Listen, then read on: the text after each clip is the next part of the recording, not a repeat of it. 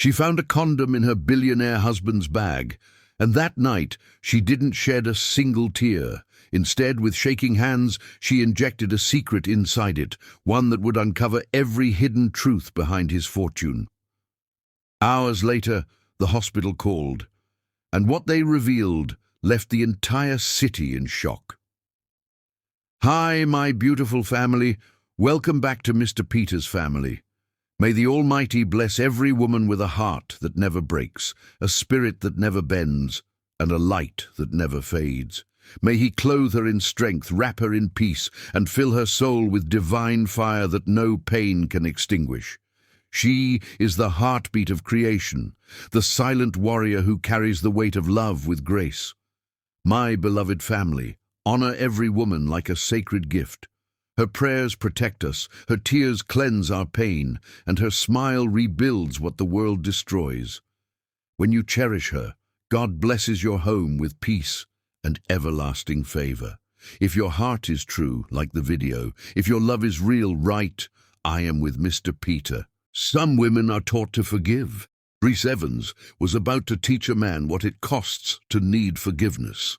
The migraine started during the keynote speech, a dull throb behind her left eye that grew sharper with each slide, about market disruption and paradigm shifts. Reese had smiled through it, nodded at the right moments, laughed when the speaker made a joke about coffee being the real currency of success.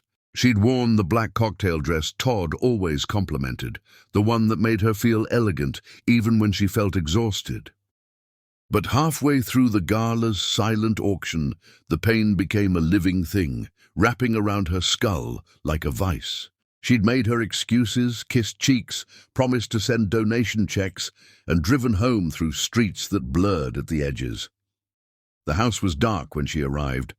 Todd had texted earlier, saying he'd be working late, finishing something important before his morning flight. Seattle, 3 days. Client meetings and site visits.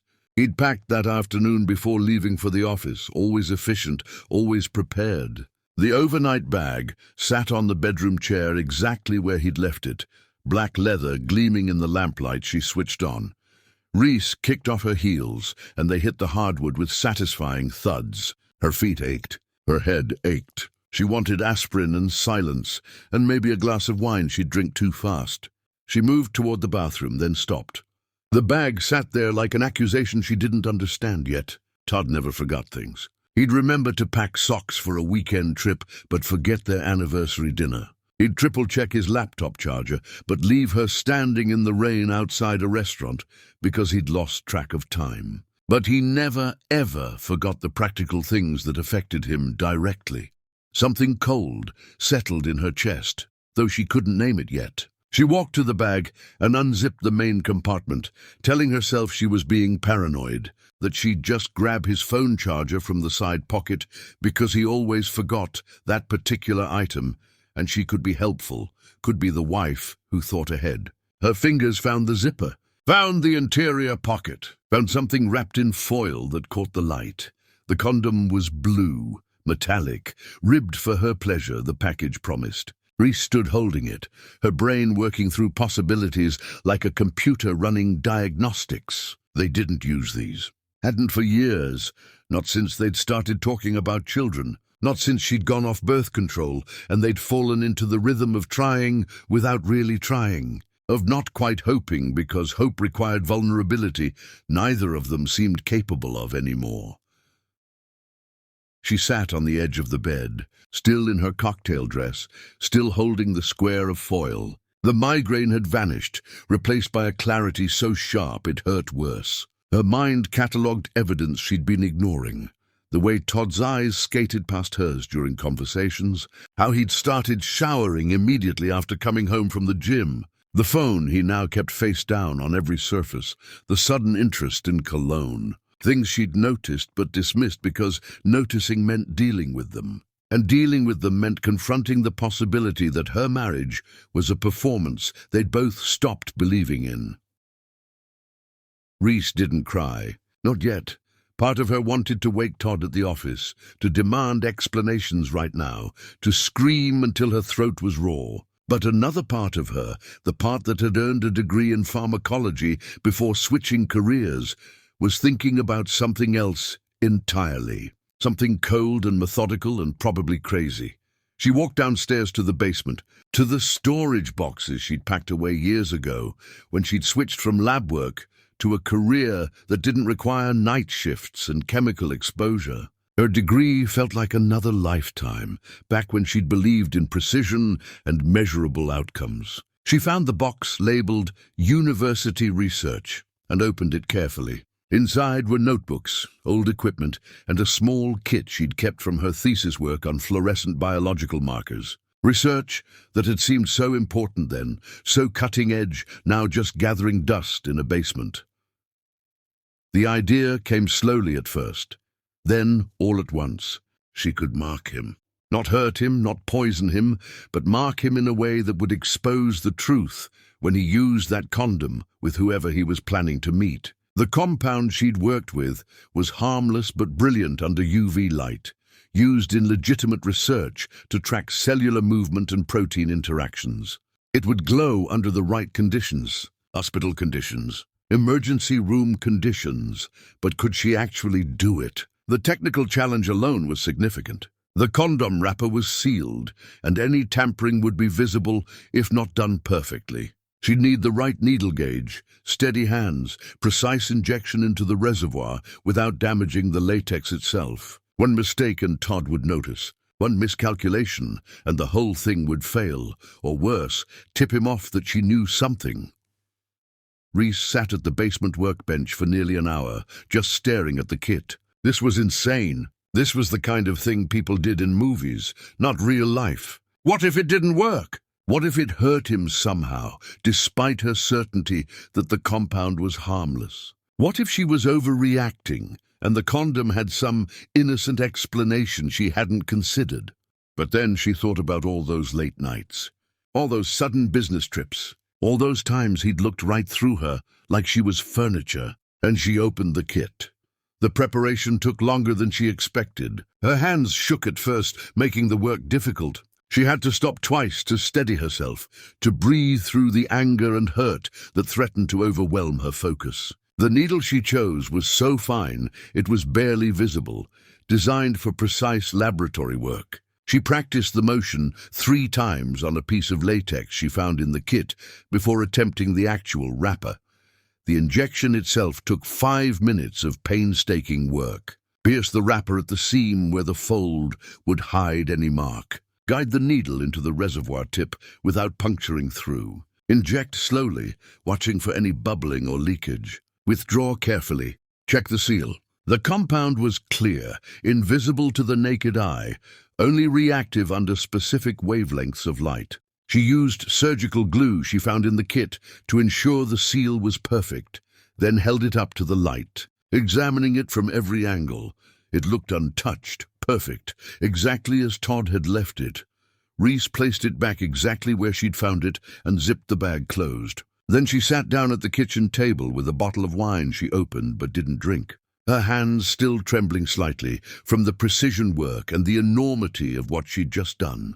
Part of her couldn't believe she'd actually gone through with it. This wasn't who she was. She didn't sabotage or scheme or set traps. She was the reasonable one, the understanding one, the wife who kept everything running smoothly. But maybe that was the problem. Maybe being reasonable had just taught Todd that he could be unreasonable without consequences. The clock ticked. The refrigerator hummed. Somewhere in the city, her husband was probably finishing his important work. Probably texting someone who wasn't her. Probably planning his trip with someone who'd be waiting for him in a hotel room that wasn't really about business. Part of her wanted to be wrong. Wanted there to be some innocent explanation she hadn't considered. Maybe the condom was old, forgotten in his bag from years ago. Maybe a friend had slipped it in as a joke. Maybe she was overreacting, letting paranoia transform innocent details into evidence of betrayal. But deep down, in the place where women store truths too painful to examine directly, Reese knew. She'd known for weeks, maybe months. She'd just been too afraid to look directly at what her instincts were screaming. Todd came home after midnight. She heard his keys in the door, his footsteps on the stairs, the sound of him moving through their house, like he owned not just the space, but the air inside it. He found her in the kitchen, the wine bottle still full beside her empty glass. "Hey, you're still up. How was the gala?" His voice was casual, comfortable, the voice of a man who didn't know his wife had just finished preparing his exposure. "Fine. Boring speeches. My head hurt, so I left early." Reese looked at him directly, studying his face like she was seeing it for the first time. Handsome in that generic way, successful men were handsome, with good teeth and careful hair, and a smile that had probably charmed people his whole life. "Your bag's upstairs. You didn't forget anything?" Todd laughed, running a hand through his hair. "See, this is why I married you. Always thinking ahead. I should check, actually. Can't afford to mess up this Seattle deal." "No," Reese said softly, standing and walking past him toward the stairs. "You really can't afford to mess this up?" He didn't catch the double meaning, didn't notice the way she paused at the bedroom doorway, watching him rifle through his bag with the confidence of a man who believed he'd covered his tracks. Didn't see the expression on her face when he zipped the bag closed, satisfied. "All good," he said, kissing her forehead with the same distracted affection he'd show a dog. "You should get some sleep. You look exhausted." "I am," Reese said, and it was the truest thing she'd said to him in months. "So exhausted, Todd." He was already checking his phone, already moving past her toward the bathroom. She listened to him brush his teeth, listened to the familiar sounds of him preparing for bed, listened to him settle under covers on his side, while she stayed standing in the doorway. "You coming to bed?" he asked, yawning. "In a minute. I need to finish something." She went back downstairs and sat in the dark living room, listening to the house settle around her. Her hands had finally stopped shaking. The doubt that had plagued her during the injection was gone, replaced by something colder and more certain. Somewhere above her, Todd was probably already asleep, dreaming whatever men like him dreamed when they'd learned to lie so smoothly they believed their own stories. Tomorrow, he'd wake up, kiss her goodbye, grab his bag, and walk out the door toward whatever he thought he was walking toward. But Reese knew something he didn't. She'd always been 3 steps ahead of him in everything that mattered. He'd just never noticed because he'd never really looked at her, not as a person who thought and planned and remembered everything. He saw a wife who kept his life organized and his home comfortable. He didn't see the woman who'd just finished preparing his reckoning. The clock struck 2 in the morning. Reese finally poured herself wine, just a single glass, and raised it to the empty room in a toast only she understood. Tomorrow, Todd Murphy would board a plane to Seattle, and sometime in the next few days, he'd use that condom with whoever he was meeting. And then the marker would activate, and the consequences would begin, and every choice he'd made in secret would become visible under lights he couldn't control. Some women would call it revenge. Reese wasn't sure what to call it. Justice felt too grand. Revenge felt too petty. Maybe it was just transparency. Maybe it was just refusing to be the only one carrying the weight of truth, while everyone else got to live in comfortable lies. She finished her wine, rinsed the glass, and went upstairs. Todd was snoring softly, one arm flung over what used to be her side of the bed. Reese looked at him for a long moment, memorizing his peaceful face, knowing peace was something he'd have very little of soon. A small voice in her head whispered that maybe she should wake him, give him one chance to confess, to come clean before she set everything in motion. But she silenced that voice. He'd had countless chances, to be honest. He'd chosen lies every single time. Then she went to the guest room, locked the door, and lay awake until morning light crept through unfamiliar windows, wondering if she'd just made the biggest mistake of her life or the bravest decision she'd ever made. Maybe both. Maybe it didn't matter. The choice was made, and there was no taking it back now. Chapter 2. The Hospital Call. The phone call came while Reese was in a meeting about brand positioning for a furniture company's spring campaign. Her phone buzzed against the conference table, an unknown number she normally would have ignored. But something made her excuse herself and step into the hallway, some instinct that this call mattered. "Is this Rhys Evans? This is Nurse Callahan from Mercy General Hospital. You're listed as the emergency contact for Todd Murphy." The words that followed were professionally delivered, but Rhys could hear the barely suppressed confusion in the nurse's voice. Todd had presented at the emergency room earlier that morning in what was described as an acute state of distress regarding a dermatological condition of an intimate nature. They needed her to come in. The doctor wanted to speak with both of them. No, nothing life-threatening. Yes, it was urgent. Somewhat urgent. Actually, the nurse admitted, it was more embarrassing than urgent. But Mr. Murphy had been quite insistent about comprehensive testing. Rhys drove to the hospital with her hands locked on the steering wheel, her face carefully blank. She'd been waiting for this call, but hadn't expected it quite so soon. Todd must have been in quite a hurry with whoever he'd been with. The thought should have hurt, but instead she felt nothing but clinical interest in what came next, mixed with a nauseating dread she kept pushing down. Part of her still hoped she was wrong, that this was all some terrible misunderstanding. The hospital's fluorescent lighting made everything look slightly unreal as she approached the reception desk. A tired-looking nurse directed her to a private examination room on the 3rd floor. Rhys walked slowly, letting anticipation build, her heart hammering against her ribs despite her outward calm. This was going to be a conversation Todd had never prepared for. She knocked once and entered. Todd sat on an examination table wearing a hospital gown, his clothes folded neatly on a chair, his face the exact color of old newspaper. When he saw her, something between relief and terror crossed his expression. He looked smaller somehow, diminished by the paper gown and the institutional lighting and whatever had brought him here in a panic. "Rhys, thank God. There's been some kind of... I don't know what's happening. I need you to help me explain to these people that..." "Mr. Murphy," a doctor interrupted, entering behind Rhys. He was middle-aged, with kind eyes and the exhausted demeanor of someone who'd seen everything humanity had to offer and remained professionally unimpressed. "I'm Dr. Hernandez. Thank you for coming, Mrs. Murphy. Your husband presented this morning with concerns about unusual pigmentation on his genital area following intimate contact. He was worried about infection or allergic reaction." Rhys maintained perfect composure, though her stomach twisted. "Pigmentation?"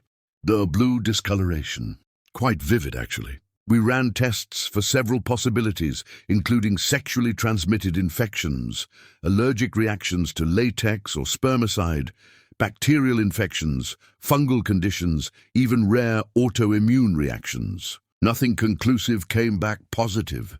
Dr. Hernandez pulled up images on a tablet, and Rhys had to actively suppress a smile, despite the sickness in her gut. The UV marker had worked perfectly.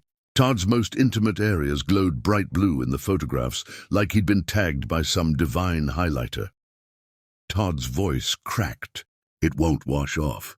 I tried everything. Soap body wash. I even tried rubbing alcohol, and it just made my skin raw." I panicked. I thought maybe it was something serious, something contagious. I didn't know what to do.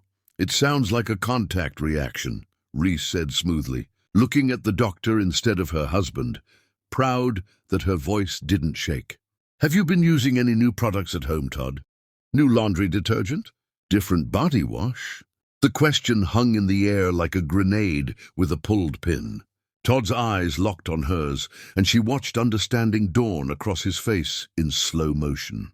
He knew. She could see the exact moment he realized she'd orchestrated this, that somehow his wife had turned his betrayal into a glowing blue advertisement visible only under medical equipment. His expression cycled through confusion, realization, horror, and something that looked almost like respect before settling on trapped desperation.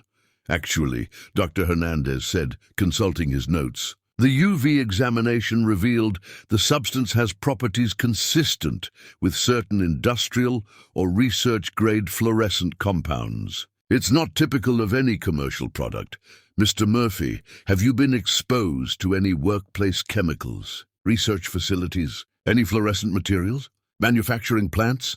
Anything unusual? Todd opened his mouth, but no sound emerged. He looked like a man drowning in shallow water, unable to explain how he'd gotten there. A muscle in his jaw twitched as he struggled for words that wouldn't come. "You know," Reese said thoughtfully, maintaining her concerned wife expression while her eyes stayed locked on Todd's panicked face. "I did try a new laundry service last week. They advertised some kind of optical brightening technology for whites. Very aggressive marketing about their revolutionary cleaning process. Maybe something in their industrial treatment reacted badly with the fabric. We do have those new bamboo sheets." It was a flimsy explanation at best, but Dr. Hernandez looked relieved to have any rational answer that didn't involve admitting he had no idea what he was looking at. That could potentially explain it. Some industrial brighteners can be quite potent, especially if they're using commercial-grade treatments not meant for direct skin contact. Though the concentration here is unusual, very unusual. I've honestly never seen fluorescence quite this intense outside of laboratory settings.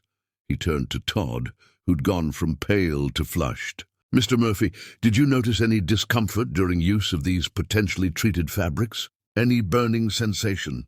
Itching? Immediate reaction?" Todd's face cycled through several shades of red. "During use of, what exactly, he stopped, realizing anything he said would trap him further. "The bedding," Reese supplied helpfully, her voice steady despite wanting to scream. "We have those new bamboo sheets, very soft, expensive. Perhaps too much brightener in the fabric treatment? Could that transfer during physical activity, extended contact with skin?" The clinical language made everything worse. Dr. Hernandez nodded seriously, while Todd looked like he wanted the examination table to swallow him whole. A nurse knocked and entered, adding to the audience for Todd's humiliation, carrying additional test results. "Dr. Hernandez, the additional panels are back. No bacterial infections, no viral indicators, no fungal growth, nothing that suggests STI transmission of any kind. The substance appears to be purely topical and non-infectious. Blood work is completely normal. It's just there, glowing, very brightly glowing. Excellent news," the doctor said, genuinely relieved. "Mr. Murphy, this should resolve on its own, as the compound metabolizes and sheds with natural skin cell turnover. We're talking perhaps 2 to 3 days, maybe up to a week, depending on the concentration. In the meantime, avoid further contact with whatever source introduced the substance, and if you experience any discomfort, use a gentle moisturizer. Nothing scented, and probably avoid intimate contact until the discoloration fades, just to be cautious." Todd made a sound that might have been acknowledgement or might have been suppressed hysteria. The nurse handed him a discharge summary and instructions for care, speaking in the professionally chipper tone healthcare workers used for embarrassing conditions. She was trying not to smile. Reese could see the corner of her mouth twitching. Reese accepted the paperwork with gracious thanks, playing her role perfectly. "We really appreciate your thoroughness, Doctor. I know my husband was very worried." "One more thing," Dr. Hernandez added, and Todd visibly tensed. "You mentioned you noticed this after intimate contact this morning. Was this with your wife? Because, if so, we should examine Mrs. Murphy as well to ensure she hasn't been exposed to whatever caused this reaction. Standard protocol for contact dermatology of unknown origin." The room went silent. Todd's eyes widened with fresh panic. "No!" Todd's voice came out strangled. "Not with my wife. We haven't, it wasn't, He stopped, realizing he'd just admitted to infidelity in front of medical professionals and his wife. And the expression on his face was worth every moment of planning. Dr. Hernandez's professional mask slipped slightly, his eyebrows rising as he glanced between them. The nurse suddenly became very interested in the medical equipment in the corner. The silence stretched uncomfortably. "Oh," Dr. Hernandez said carefully, clearly wishing he hadn't asked. "I see. Well, in any case, the substance doesn't appear to be contagious or harmful, just visible. Under UV light, particularly. Very visible. Remarkably so, actually. I've never seen anything quite like it in terms of fluorescent intensity. It's almost as if someone deliberately... He stopped himself. Well, it doesn't matter. You're medically fine, Mr. Murphy, just very blue. Todd was now the color of raw meat. He couldn't look at anyone. Reese watched him shrink inside his hospital gown and felt satisfaction settle into her bones like good whiskey, mixed with a sorrow so deep she could barely breathe through it. This was her husband, the man she'd chosen, and here they were. "Can I get dressed now?" Todd asked in a voice barely above a whisper. "Of course. Nurse Callahan will provide care instructions and schedule a follow-up if needed, though honestly, I expect this will resolve without intervention. Just let nature take its course." Dr. Hernandez shook Reese's hand, his grip sympathetic. "Thank you for coming in, Mrs. Murphy. These situations can be complicated, but from a medical standpoint, your husband is fine. Just very distinctively marked." After the doctor and nurse left, the door clicking shut behind them, Reese turned to Todd with an expression of polite inquiry. The facade she'd maintained cracked slightly at the edges. "Should I wait outside while you dress, or would you like help?" "Don't," Todd's voice shook. "Don't do that. Don't act like you don't know exactly what happened here. You did this. Somehow you did this." "What happened here," Reese said quietly, her voice finally showing emotion, "is that you got caught with proof literally written on your body. Glowing proof, undeniable proof. What happened before here is that you betrayed every promise you made to me. So right now, I'm going to wait in the lobby while you make yourself presentable. Then you're going to drive yourself home, because I can't stand to be in a car with you. And tonight, Todd, we're going to have a very different kind of conversation than the ones we've been having. Reese, please." "Please what? Please forgive you. Please pretend I don't know you flew to Seattle to sleep with someone else. Please go back to being blind and stupid and convenient." Her voice was rising now, control slipping.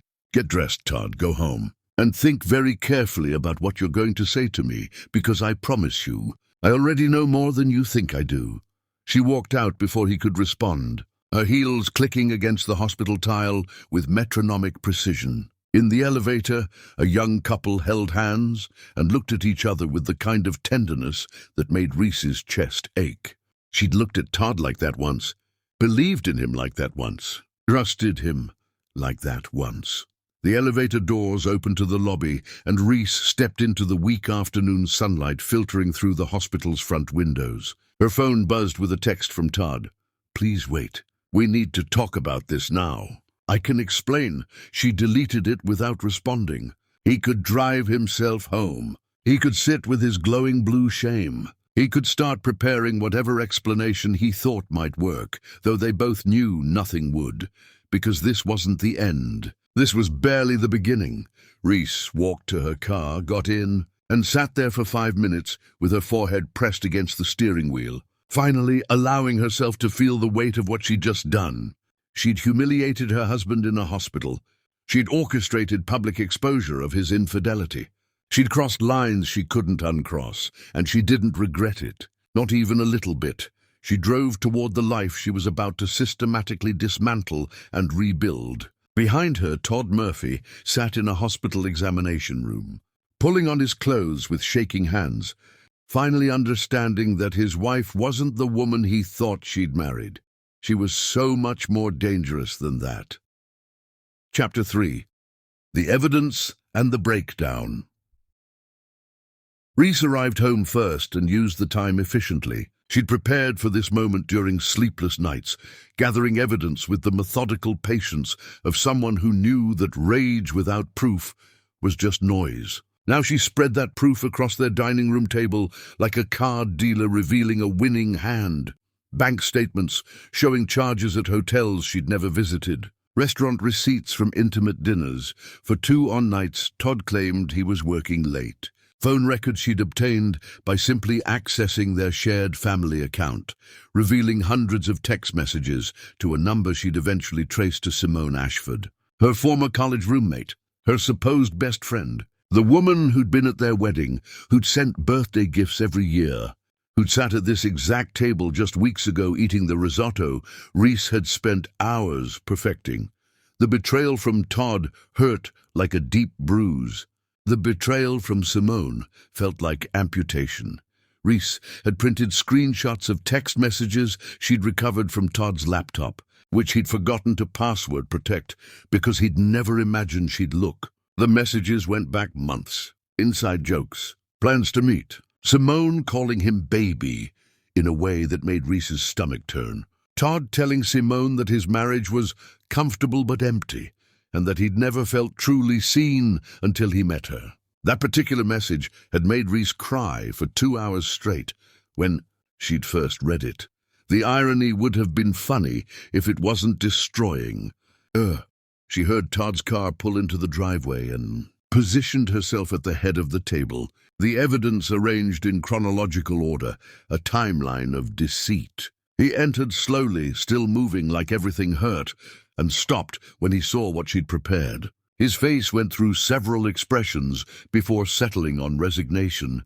"Sit down," Reese said. Not a request. Todd sat. His eyes tracked across the table, recognizing each piece of evidence, watching his lies become undeniable in printed form. "How long have you known?" "Long enough to gather all of this. Long enough to prepare. Long enough to realize that everything I thought we had was a performance you stopped caring about." Her voice was steady, but her hands shook slightly, betraying the emotion she was trying to contain. "Before you say anything," Reese continued, "I want you to understand that I already know everything. The hotel in Portland last month wasn't a conference. The dinner at Carmichael's wasn't a client meeting. The overnight bag you packed for Seattle had a condom in it because you were planning to meet her there. Simone Ashford, my friend, my roommate from college, the woman who stood next to me at our wedding and promised to always support us." Todd's face went through several expressions, settling finally on cornered desperation. "Reese, I can explain. It's not what you think. It just happened. We didn't plan." "Don't," her voice cracked like a whip. "Don't insult me with that story. These texts go back 7 months, Todd. 7 months of planning. 7 months of you telling her things you stopped telling me. 7 months of you making a fool of me while I cooked dinners and asked about your day and believed you when you said you were tired from work." He reached for her hand, but she pulled back like he was contaminated. "It meant nothing. She means nothing. You're my wife. You're the one If I meant anything, you wouldn't have done this." Reese stood abruptly, her chair scraping against hardwood. "You want to know what's funny, Todd? I spent weeks trying to figure out what I did wrong. What I wasn't giving you that made you need someone else. I looked at myself in the mirror and wondered if I was pretty enough, interesting enough, present enough. I questioned everything about myself before I ever questioned you. That's not fair. You're perfect. This isn't about you." "You're right. It's about you. It's about you being selfish and cowardly and too weak to either fix our marriage or end it honestly." Reese's composure was cracking now, anger leaking through the clinical calm she'd maintained. "You took the easy way, the secretive way, the way that let you have everything without risking anything." Todd stood too, desperation making him bold. "I'm sorry. God, Reese, I'm so sorry. I'll end it. I'll never speak to her again. We can fix this, we can go to counseling, I'll do whatever you want, just please." "Please what?" "Please forgive you. Please pretend this didn't happen. Please go back to being the convenient wife who doesn't ask questions." Her voice was rising now, the emotions she'd been containing finally breaking free. "You don't get to make mistakes this big and then dictate how I react to them. You don't get to hurt me this deeply and then demand I make it easy for you to feel better." "I love you," Todd said, and he probably believed it. "I love you, and I made a horrible mistake, and I'm begging you to give me a chance to make this right." Reese looked at him for a long moment. This man she'd chosen and trusted and built a life with, and saw him clearly for the first time in years. He wasn't sorry he'd hurt her. He was sorry he'd been caught. The distinction mattered. "You're sleeping in the guest room," she said finally. And tomorrow, things are going to change in ways you're not prepared for. I'm not interested in your apologies, Todd. I'm interested in you experiencing consequences. What does that mean? Reese, what are you planning? She walked past him without answering, climbed the stairs to their bedroom, and locked the door behind her. Only then, alone in the dark room that smelled like his cologne and her perfume and all their wasted years, did Reese allow herself to break. She grabbed a framed photo from the dresser. Their wedding picture, both of them young and smiling and stupidly hopeful, and threw it against the wall. The glass shattered with a satisfying crack. She pulled open his drawers and swept clothes onto the floor. She grabbed the decorative pillows from the bed and threw them one by one until her arms were tired. And then, finally, she collapsed onto the mattress and cried. She cried for the marriage that was already dead. She cried for the friend she'd lost without even knowing it. She cried for the version of herself who'd believed in promises and forever and the goodness of people she loved. She cried ugly, gasping sobs that shook her whole body, tears soaking into the expensive sheets Todd's mother had given them as an anniversary gift. The crying lasted until she had nothing left, until her eyes were swollen and her throat was raw and her chest ached from heaving breaths. Then Reese got up, walked to the bathroom, and stared at her destroyed reflection. Red eyes, blotchy skin, hair disheveled from pulling at it. This was what grief looked like. This was what betrayal did to a woman's face. She turned on the shower as hot as she could stand it and stepped under the spray, still wearing her clothes from work. The water pounded against her like absolution. She stayed there until the water ran cold, until her clothes were soaked and heavy, until she couldn't tell the difference between water and tears anymore. When she finally emerged, shivering and wrung out, Reese stripped off her wet clothes and wrapped herself in a towel. She caught her reflection again, and this time saw something different. Beneath the ruin of her crying, beneath the exhaustion and pain, there was something harder, something that wouldn't bend anymore. Todd Murphy had made a mistake, thinking she would collapse quietly, that she'd cry and forgive, and let him slide back into comfortable life with a few months of improved behavior and some therapy sessions. He'd underestimated her completely. Reese dried off, pulled on fresh clothes, and sat on the edge of the bed. She opened her laptop and began composing emails. The first one went to Kyle Murphy, Todd's brother. The subject line read, "We need to talk about Todd tomorrow morning. It's urgent." The second went to a lawyer she'd researched but never contacted. Until now, the third was the hardest. She typed Simone's email address into the recipient field and stared at the blank message space for 10 full minutes. There were so many things she wanted to say, so many questions she wanted answers to. How could you? Why her? Was I ever really your friend? Did you laugh about me when you were with him? Did you feel guilty or just excited? In the end, Reese typed just 5 words. I know. This isn't over.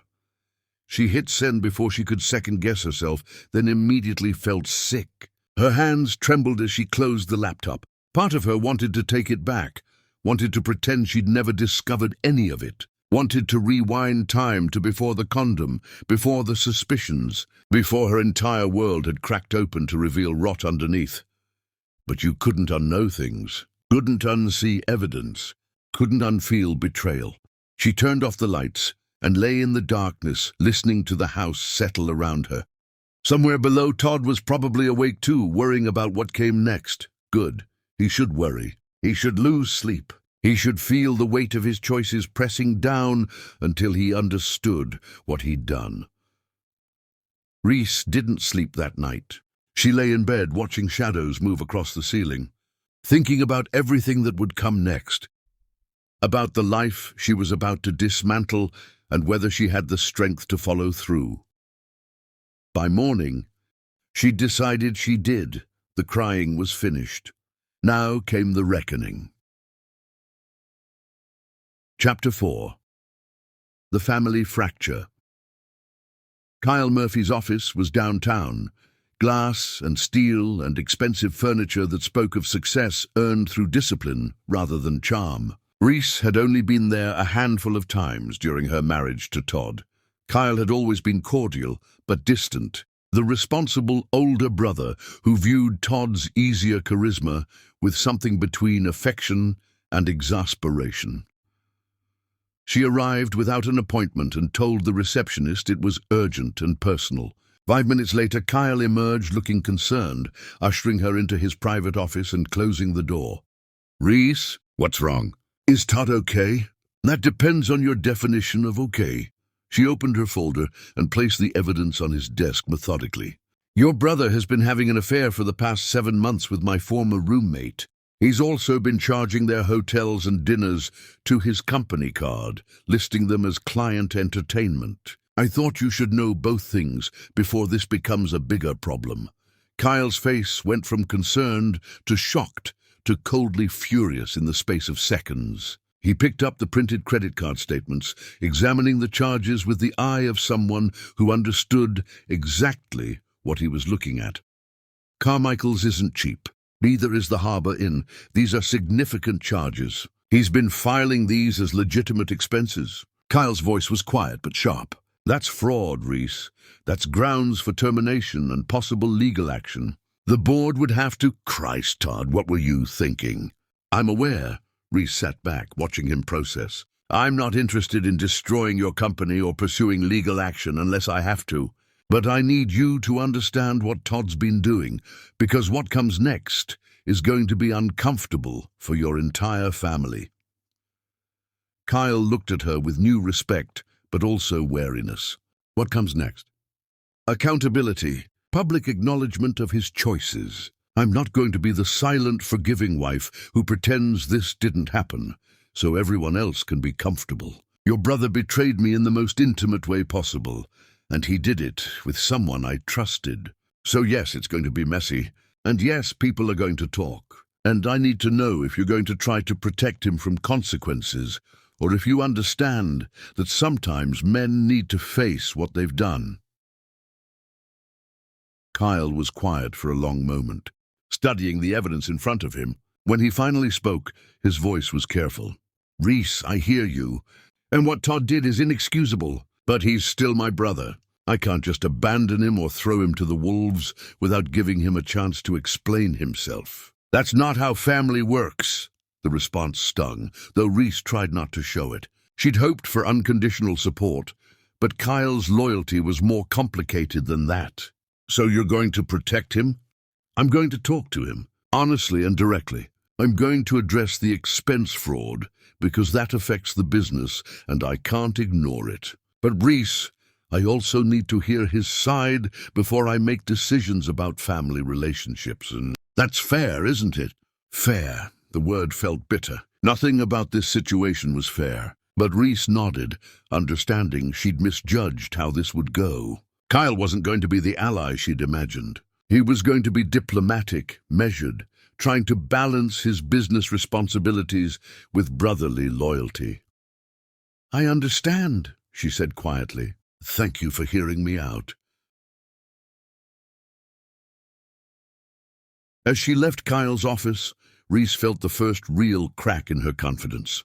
She'd expected immediate support, assumed Todd's family would side with her once they knew the truth. But families were complicated, and blood often won over justice. The second part of Reese's plan happened that evening. She'd invited Todd's parents for dinner without telling him, hoping that a face-to-face conversation would force honesty and accountability. Fletcher and Diane Murphy arrived at 6, surprised to find the table set formally, candles lit, an expensive bottle of wine breathing on the counter. "This is unexpected," Diane said, hugging Reese warmly. "You didn't mention dinner when we spoke last week. Is everything all right?" "Just wanted to see you both. It's been too long." Reese forced brightness into her voice. "Todd should be home any minute." When Todd walked in and saw his parents in the living room, his face went pale. He'd looked at Reese with something close to panic, but she just smiled and handed him a glass of wine. "Your parents are staying for dinner. Isn't that nice?" The meal was exquisite torture. Reese played the perfect hostess, asking about Fletcher's golf game and Diane's book club, complimenting the flowers they'd brought, serving courses with impeccable timing. Todd sat rigid in his chair, barely eating, responding to questions in monosyllables, while Reese carried the conversation with practiced ease. "You seem tired." "Honey," Diane observed, looking at her son with maternal concern. "Are you feeling all right?" "Just work stress," Todd muttered, not meeting anyone's eyes. "Actually," Reese said pleasantly, setting down her fork, "Todd had quite a scare yesterday. He had to go to the emergency room." "Didn't you mention that to your parents, sweetheart?" Todd's wine glass stopped halfway to his mouth. Fletcher and Diane both turned to him with alarm. "The hospital!" "Todd, what happened? Are you ill?" "No, I'm fine. It was nothing. It was something unusual with his skin," Reese continued, her voice honey-sweet with an edge that could cut. "The doctors weren't quite sure what caused it. Very mysterious. But everything worked out in the end." "Didn't it, Todd?" The look he gave her could have melted steel, but he couldn't explain. Couldn't tell his parents about the blue glowing marker that had exposed his affair in the most humiliating way possible. So he just nodded tightly and changed the subject to a work project that didn't exist. The evening dragged on, with Reese maintaining her performance while Todd squirmed. But Fletcher and Diane seemed to accept everything at face value, concerned but not suspicious. By the time they left, Reese felt deflated. She'd expected the dinner to crack open the truth, to force Todd's parents to see what their son had become. Instead, they'd just had an awkward meal that accomplished nothing. After they drove away, Todd turned on Reese with quiet fury. "Oh, what was that? Why did you do that?" "I wanted them to see you. To really see you." "But they didn't, did they? Because you're too good at pretending everything is fine. You're playing games. You're trying to humiliate me in front of my family, but it's not working. They love me. They're not going to turn on me just because you're angry." The confidence in his voice made Reese realize he might be right. Family loyalty was a powerful thing, and Todd had spent his whole life building credit with his parents. Her word against his might not be enough. "Your mother is going to call tomorrow, asking what's really going on. When she does, you can either lie to her or tell her the truth. Either way, she's going to know something is very wrong with you." "Maybe," Todd said, some of his cockiness returning. "Or maybe she'll think you're the one acting strange. Inviting them over without telling me, making cryptic comments, staring at me like I'm a criminal. Who looks unstable in this scenario, Reese? Really think about it." The words hit harder than she wanted to admit. Todd was right that he could spin this, could make her look like the problem. She'd been so focused on exposing him that she hadn't considered how it might backfire, how her own behavior could be twisted into evidence of irrationality. "Good night." "Todd, sleep well in the guest room." But as she climbed the stairs, Reese felt less certain than she had that morning. The family fracture she'd imagined was happening more slowly and messily than she'd planned. Kyle was diplomatic rather than supportive. Fletcher and Diane were oblivious or deliberately blind. Todd was fighting back, reframing her justified anger as unstable behavior. This was going to be harder than she thought. The call from Diane came the next morning while Reese was drinking coffee and Todd was already gone to work. Avoiding confrontation, Reese let it ring twice before answering, heart pounding. "Diane, hi." "Reese, honey, I need you to tell me what's happening. Last night was... something felt very wrong. Is Todd okay? Are you okay? You both seemed so tense. Please be honest with me." And that's when Reese told her. Not cruelly, not dramatically, but honestly. She explained about the condom, about discovering the affair with Simone, about months of lies. Diane listened in complete silence until Reese finished. Then Diane Murphy, matriarch of the Murphy family and a woman who'd raised her sons to be better than this, said something Reese didn't expect. "Oh, honey, I suspected something like this might be happening." "You did?" "A mother knows her children. I've seen changes in Todd these past months. Distance, distraction. The way he talks about you has changed too, like you're a responsibility instead of a partner." "I hoped I was wrong, but..." Diane's voice cracked. "I'm so deeply sorry. You deserve better from my son, from all of us. We should have seen this." The validation nearly broke Reese. Finally, someone believed her without qualification. "What do I do now?" Whatever you need to do. And Reese, I'm here. Not just as Todd's mother, but as someone who cares about you. You're not alone in this. When Todd came home that evening, his phone showed 17 missed calls from his mother and 8 from his father. Reese was sitting in the living room reading a book, perfectly calm. What did you tell them? You demanded, his earlier confidence gone.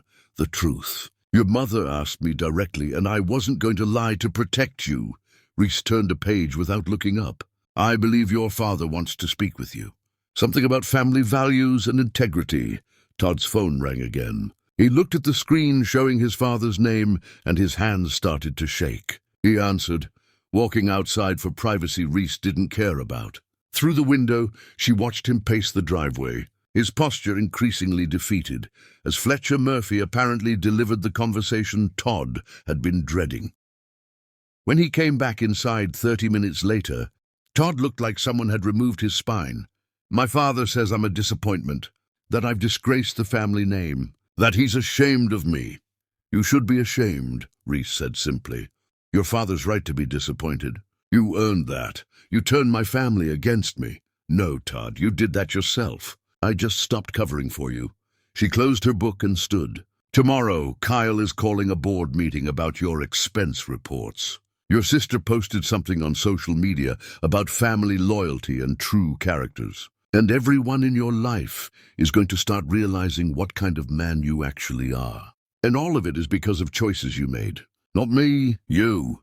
Todd sank onto the couch, head in his hands. What do you want from me, Reese? What do I have to do to make this stop? You can't make it stop. You can only live through it. She walked toward the stairs, then paused. Oh, and Simone got my email. She called me crying, begging for forgiveness. I didn't answer. Apparently, once the affair lost its secrecy, it lost its appeal. Funny how that works. She left him sitting there in the ruins of everything he'd taken for granted. Diane's support had been a victory, but the larger battle was just beginning.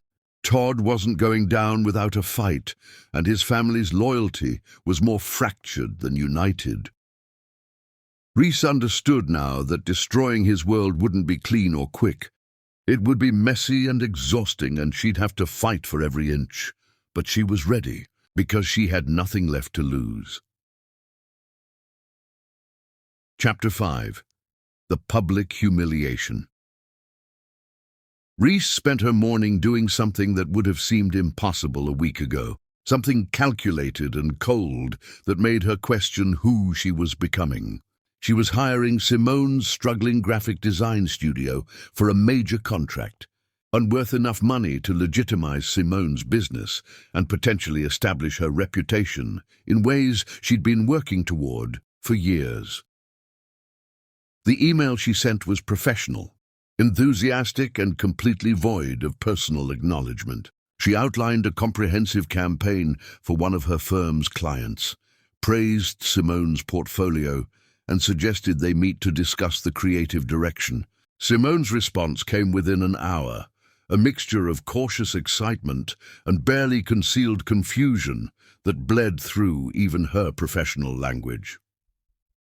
They scheduled lunch at Bellamy's, an upscale restaurant known for intimate corners and excellent wine. Reese arrived first, choosing a prominent table near the center where they'd be visible but not overheard. She dressed impeccably, her armor of success perfectly assembled, tailored navy suit, subtle jewelry, makeup that made her look powerful and untouchable. She felt like she was playing a role, acting out someone else's revenge fantasy instead of living her own life.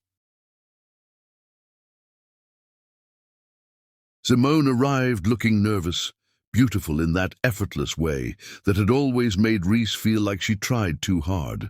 They'd been roommates for 3 years in college, navigating heartbreaks and exams and dreams together. Simone had been at Reese's graduation, her bridal shower, her wedding. They'd talked about hypothetical children having playdates together someday, had cried together over bad boyfriends and celebrated each other's successes and promised to always be honest with each other. All of it had been a lie, apparently. Or maybe it had been real once and stopped being real somewhere along the way. Reese didn't know which possibility hurt more. Reese, Simone said carefully, sitting down like the chair might be rigged. "I have to say I was surprised by your email. Given everything, business is business." Reese smiled with professional warmth that didn't reach her eyes. "Your work is genuinely impressive, and this client needs exactly what you offer. Personal feelings shouldn't interfere with professional opportunities. That's what mature adults do, right? Separate business from personal?" The statement hung between them, heavy with implications neither addressed directly. They spent the next hour discussing creative concepts, timelines, deliverables. Simone gradually relaxed, drawn into the excitement of a career-defining project. Reese played her part perfectly, enthusiastic and collaborative, every inch the successful professional investing in emerging talent. But underneath the performance, Reese felt hollow. This wasn't who she wanted to be. This calculated cruelty, this elaborate trap she was setting, it felt wrong, even as she executed it perfectly. Halfway through dessert, Todd walked into the restaurant with a client, and Reese's heart stopped. This was the moment she'd orchestrated, but now that it was happening, she felt sick. Reese saw him first, watched recognition freeze his features mid-stride. The table was impossible to miss. Simone followed Reese's gaze, and when she saw Todd, her face drained of color so completely she looked like she might faint. Todd's client, an older man in an expensive suit, noticed the reaction immediately. "Someone you know?" Todd couldn't not acknowledge them. Walking past would be obvious, suspicious. So he approached their table with the expression of a man walking toward his own execution, his steps reluctant and his face carefully blank. "Reese, Simone, what a coincidence!" His voice was tight, controlled. "Todd." Reese's smile was radiant, though it felt like glass cutting her face. "We're discussing a new campaign. Simone's studio is doing such innovative work. You remember Simone, don't you? My dearest friend from college. We were just reminiscing about old times, weren't we, Simone?" Simone made a sound that might have been agreement or might have been suppressed hysteria. Her hand shook as she reached for her water glass. Todd's client extended his hand to Reese, oblivious to the undercurrents. "I'm Richard Holloway. Any friend of the Murphy family is someone I'd like to know. Are you in creative work as well?" "Oh, no," Reese said warmly, shaking his hand while feeling like she was watching herself from outside her body. "I'm Todd's wife, and Simone here is truly my oldest friend. We trust each other completely, with everything. Don't we, Simone?" The emphasis on trust and everything landed like physical blows. Simone's water glass slipped slightly in her grip, water sloshing over the rim. Todd looked like he wanted the floor to open beneath him. "Your wife?" Richard looked between them with friendly interest. "How wonderful that you're all so close. The Murphys are good people. Todd's told me much about his marriage. Very solid partnership, he says. Built on mutual respect and honesty." "Oh yes," Reese agreed, and something in her voice must have been off because Todd flinched. "Very solid. Built on complete honesty and transparency." "Right, honey." Todd reached for his water glass on a nearby server's tray, just to have something to do with his hands, misjudged the distance, and knocked it over. Water cascaded across his shirt and pants, soaking him instantly. He jumped back with a strangled curse while Richard grabbed napkins and tried to help. "Oh God, I'm sorry. Let me—" Todd was patting ineffectively at his drenched clothes, while Simone looked like she wanted to disappear and Reese maintained her pleasant expression. "Are you all right?" Richard asked with concern. "Fine, I'm fine, just clumsy." Todd's face was bright red now, mortified and soaking wet. A server rushed over with more napkins while other diners glanced their way. The scene was absurd, almost slapstick, and Reese found herself fighting an urge to laugh hysterically. Her husband, her cheating husband, standing there dripping and humiliated in front of the woman he'd been sleeping with and the wife he'd betrayed. All while his client looked on with confusion. "Perhaps we should get you cleaned up," Richard suggested. "The men's room?" Yes, good idea." Todd seized the excuse to escape, practically fleeing toward the bathroom with Richard following, still trying to be helpful. The moment they were gone, Simone turned to Reese with desperate eyes. "What are you doing? Why are you doing this?" "Doing what?" Reese's expression remained pleasant, but her voice was cold. Offering you a career opportunity? Or making sure both of you understand that I know exactly what happened, and you don't get to pretend it away while I suffer in silence? This is cruel. No, Simone. Cruel is sleeping with your friend's husband. Cruel is lying to someone's face while destroying their marriage. This is just honesty. Something neither of you bothered with. Reese's voice cracked slightly. Did you ever actually care about me? Was any of our friendship real, or was I always just convenient until something better came along? Simone's eyes filled with tears. Of course I cared. I still care. That's why this is so hard, why I feel so guilty. You feel guilty because you got caught, not because you care about me. Reese stood abruptly, gathering her purse. I'll send the contract details tomorrow. You'll find the terms are very fair, assuming you're comfortable working with someone whose life you helped destroy. Your choice entirely. She walked out, leaving Simone sitting alone at the table, finally understanding that Reese Evans wasn't going to collapse quietly. But as Reese walked to her car, she felt none of the satisfaction she'd expected. Instead, she felt exhausted and slightly ill, like she'd won a battle but at a cost she hadn't calculated. Humiliating them publicly had felt necessary in her planning, but now it just felt petty and small. In the restaurant bathroom, Todd stood at the sink trying to dry his clothes under the hand dryer, while Richard waited awkwardly near the door. Todd's phone buzzed repeatedly. He pulled it out to see messages from Simone. She knows everything. Call me now, please. He couldn't call her with Richard right there. Couldn't explain. Couldn't do anything but stand there in his wet clothes, feeling like the universe was conspiring to destroy him. Everything all right? Richard asked carefully. That was a bit awkward out there. Just a spill happens. Todd forced a smile that felt like his face might crack. Your wife seems lovely. She is. And close with her friend. That's nice. Very close.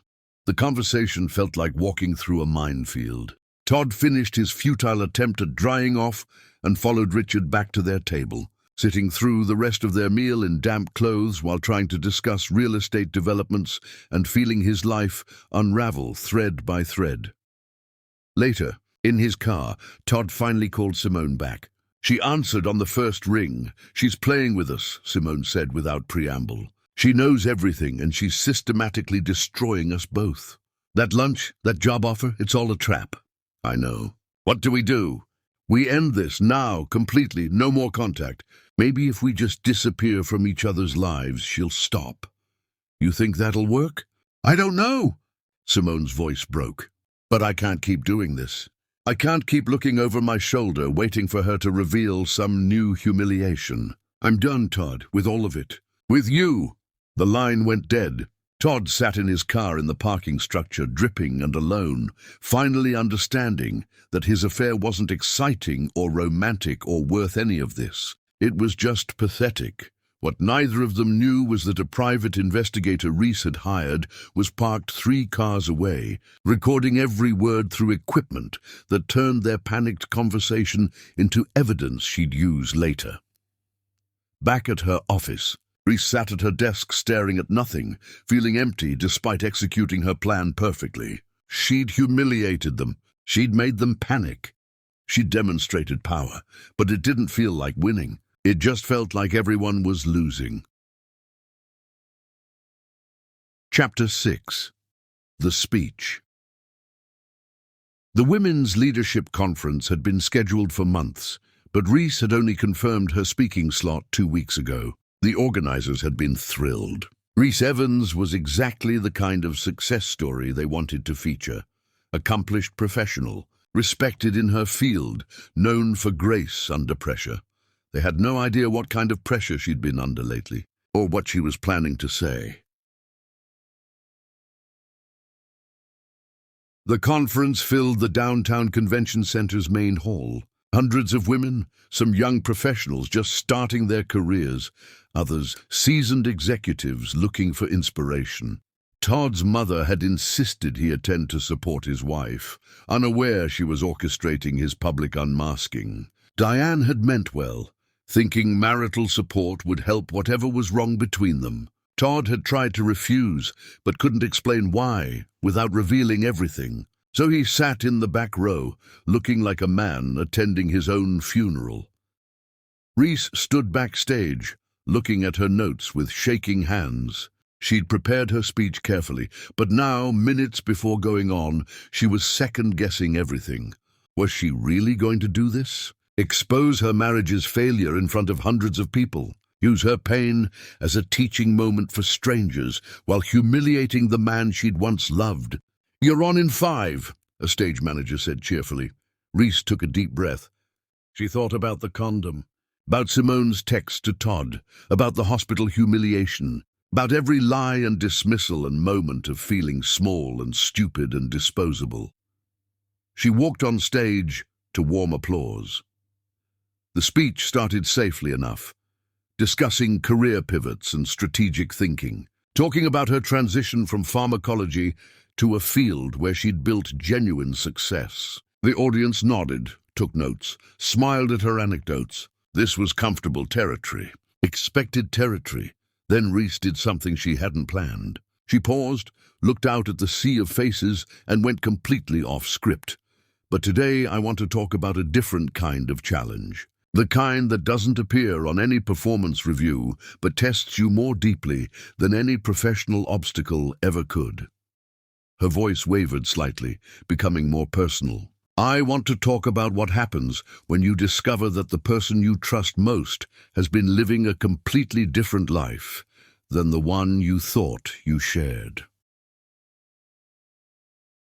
The room went still. Women leaned forward. Todd went rigid in his seat, his face visible panic. "I'm not going to name anyone," Reese continued, though her eyes found Todd in the audience and held his gaze. "But I will tell you that recently I found evidence of betrayal so complete, so carefully hidden, that it made me question my own judgment, made me wonder how I could have been so blind, made me feel foolish and small and disposable." Several women in the audience nodded, recognition in their eyes. They understood this story even without details. One woman in the third row had tears already streaming down her face. The instinct, when you discover something like this, is to collapse privately, to cry alone, to protect the other person's reputation while you absorb all the pain yourself. We're taught that grace means silence, that strength means suffering quietly, that a good woman makes things easier for everyone else, even when they've made things impossibly hard for her. Reese's voice gained power as she continued. "But I realized something. Grace isn't silence. Strength isn't suffering. And making things easier for someone who hurt you just teaches them that hurting you has no consequences." She paused, letting the words land. "So I chose differently. I chose transparency. I chose to let the person who betrayed me experience discomfort instead of protecting them from their own choices. I chose to stop managing their reputation when they clearly hadn't worried about protecting mine." The applause started small, but grew. Women stood. The ovation lasted 3 full minutes, while Todd sat frozen, his face the color of old snow. People around him were clapping enthusiastically, and some of them knew him, knew Reese, and were absolutely connecting the dots. When the applause ended and Reese continued, her tone shifted to something more measured, more thoughtful. "I'm not advocating for revenge or cruelty. I'm advocating for something more radical, honesty. For letting people face the natural consequences of their actions, for refusing to sacrifice your dignity to preserve someone else's comfort." She talked about resilience not as endurance, but as active reconstruction, about the difference between staying in a marriage and staying imprisoned, about how sometimes the most loving thing you can do for yourself is refuse to be treated as optional. She finished with a call to action. "We teach our daughters to be understanding, to compromise, to value peace over justice. Maybe we should teach them to value themselves first, to recognize when understanding becomes enabling, to know the difference between compromise and erasure. Because the world will always ask women to be smaller, quieter, more convenient. And sometimes the most revolutionary thing we can do is simply refuse." The final standing ovation was even longer than the first. Women rushed the stage afterward, some sharing their own stories of betrayal and survival, others just wanting to shake her hand or hug her. Reese felt overwhelmed, moving through the crowd on autopilot, accepting thanks and offers of support, while feeling strangely disconnected from it all. Todd tried to leave quickly, but was stopped repeatedly by acquaintances, making awkward conversation. One woman, who Todd recognized as the wife of his golf partner, looked at him with such knowing disappointment that he felt physically ill. "That was quite a speech," she said coldly, arms crossed. "Very illuminating. I hope you were paying attention, because I certainly was." "I should go," Todd started. "Yes, you probably should. Before any of us say what we're really thinking." She walked away, leaving him standing there, branded by association. In the parking structure, Todd finally intercepted Reese as she was unlocking her car. "Do you have any idea what you just did?" "Everyone knows. Everyone in that room knows you were talking about me." "Good." Reese's voice was tired but steady. "Maybe you'll think about that next time you're tempted to lie. This is torture. Public humiliation. You're systematically destroying my reputation." "No, Todd. Torture is finding a condom in your husband's bag. Torture is realizing your best friend has been sleeping with your husband. Torture is lying awake wondering what you did wrong to deserve being treated like you're disposable. What you're experiencing? That's called accountability. And honestly, I'm not even sure I should have done it." The admission surprised them both. Todd stared at her, looking for the anger he expected, but finding only exhaustion. "What do you mean?" "I mean, I just aired our private life in front of hundreds of people. I humiliated you publicly. I used my pain as a weapon. And I'm not sure that makes me better than you, Todd. It just makes me someone who's hurting and doesn't know how to stop." For the first time since the hospital, something like genuine communication passed between them. Todd's defensive anger faded, replaced by something more complex. "I never wanted this to happen," he said quietly. "Any of it." "Then you shouldn't have done it." Reese got into her car. "But we're past what you wanted now. We're living in what you created, and we're both just trying to survive it." She drove away, leaving him standing in the concrete shadows, and for the first time, Todd understood that his wife wasn't enjoying this revenge tour. She was drowning in it, trying to find solid ground by tearing down everything familiar. That night, Reese's phone filled with messages, some from women thanking her for her courage, some from friends asking if she was okay, one from Diane Murphy that just said, "I'm proud of you." None from Todd. He'd finally learned that some conversations couldn't be had over text. But lying alone in her bed that night, Reese wondered if she'd crossed a line, if public humiliation was justice or just another form of cruelty, if she was healing or just spreading her pain around until everyone felt as broken as she did. She didn't have answers. She just had the wreckage of everything she'd thought was real, and the terrifying freedom of not knowing what came next. Chapter 7. The Intervention. Kyle Murphy organized the family intervention without telling Todd. He'd called on a Wednesday, using the voice he reserved for serious business. The tone that meant canceling wasn't an option. Fletcher and Diane would be hosting Sunday dinner. Attendance was mandatory, no exceptions. Todd arrived at his parents' house, expecting a tense meal, maybe another awkward conversation about his marriage and when he planned to fix things. Instead, he walked into the living room to find his parents, brother, sister Bryn, and even Aunt Beverly sitting in an arranged semicircle facing one empty chair. His chair. "What is this?" Todd stopped in the doorway, his briefcase still in hand. "Sit down," Fletcher said. Not a request. The voice of a father who'd commanded respect his entire life and wasn't planning to stop now. Todd sat because Fletcher Murphy still commanded that kind of authority, even though Todd was a grown man who'd stopped answering to his father years ago. But this was different. This felt serious in a way that made his stomach clench. Fletcher started, and his disappointment was palpable in every word. "Your mother and I raised you better than this. We taught you about integrity, about keeping promises, about treating people with respect. So I need you to explain to me how you thought it was acceptable to betray your wife, commit expense fraud at the company, and then act like you're the victim when people found out. It's not that simple, Todd started, but the words died under his father's stare. It is exactly that simple. Kyle cut him off, holding up a folder that Todd recognized with growing dread. You charged personal expenses to the company account. You listed hotel rooms where you were meeting your mistress as client entertainment. You committed fraud, Todd. The board is furious. I've been covering for you, making excuses, restructuring reports to minimize the damage. And I'm done. I'm tired of protecting you from your own stupidity.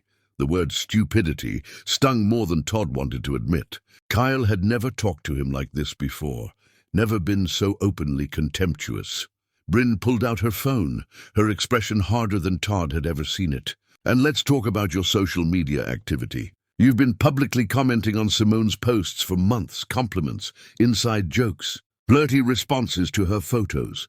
Anyone who looks can see you were pursuing her openly. This wasn't some spontaneous mistake. You cultivated this. You advertised it, and somehow you thought no one would notice or care. Bryn, that's out of context, Todd tried. Don't. Her voice was sharp. Don't insult our intelligence by pretending we're misreading your own words. I can read, Todd, we all can. And what I read is a man who was so confident he wouldn't get caught that he didn't even bother being subtle. Diane spoke next, and her quiet disappointment was somehow worse than anyone's anger. Her voice was soft, but each word felt like a small blade. I defended you, Todd. When people started gossiping about your marriage, about seeing you at restaurants with someone who wasn't Reese, I told them they were wrong. I said my son would never betray his wife. I believed in your character. Her voice cracked. I was wrong. About you. About the kind of man you'd become. Todd's throat tightened. Mom, I made a mistake. I know I did, but I'm trying to fix it. By doing what? Beverly interjected. She was a divorce attorney. Sharp and unsentimental, known for destroying weak arguments in court. By minimizing what you did, by expecting Reese to forgive you quietly so you don't have to experience embarrassment, by trying to control the narrative so you look like less of a villain. None of that is fixing anything, Todd. That's just damage control for your reputation. Reese is making this harder than it needs to be, Todd said, some of his frustration breaking through. She's airing our private business publicly, humiliating me at every opportunity, turning my own family against me. She's holding you accountable, Kyle snapped, standing up now, his patience clearly exhausted. Do you understand the difference? She could have pursued legal action for the expense fraud. I showed her the evidence.